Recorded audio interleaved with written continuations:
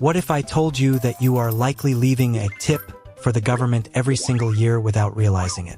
Most people view taxes as a fixed bill they have no control over, but the truth is the tax code is actually a rulebook of incentives. There is a massive difference between tax evasion, which will send you to jail, and tax avoidance, which is your legal right to keep your own money. If you don't know the rules, you are voluntarily choosing to pay more than you owe. Today, we are going to fix that. Let's be honest. Nobody wakes up in the morning excited to read the tax code. But here's the reality.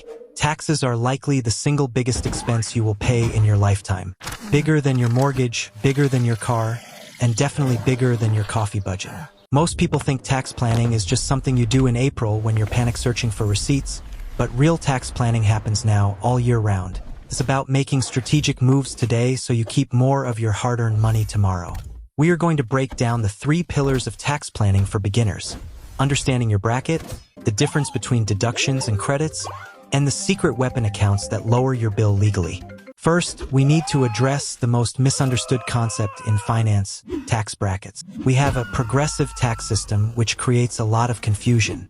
Many beginners are afraid to earn more money because they think, if I get a raise, it'll bump me into a higher bracket and I'll actually take home less money.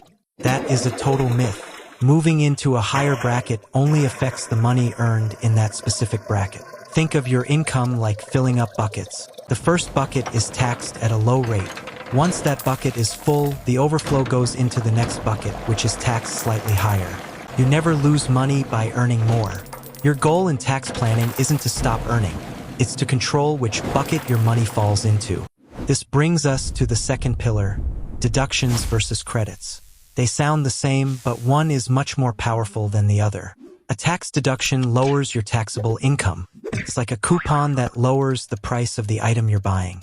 If you make $50,000 and have a $1,000 deduction, the IRS pretends you only made $49,000. If you're in the 22% bracket, that saves you about $220. A tax credit, however, is a dollar-for-dollar reduction of your actual tax bill. It's like a gift card. If you owe the IRS $1,000 and you find a $1,000 tax credit, you now owe $0. For beginners, the most common route is the standard deduction. This is a flat amount the government lets you take. No questions asked. Unless you have significant mortgage interest or charitable donations, stick with the standard deduction. It's easier and usually saves you more. Now let's talk about sheltering. This isn't about hiding money on a tropical island.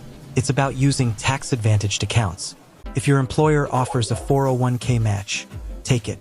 That is free money. But more importantly, money you put into a traditional 401k reduces your taxable income today. It's an instant tax break.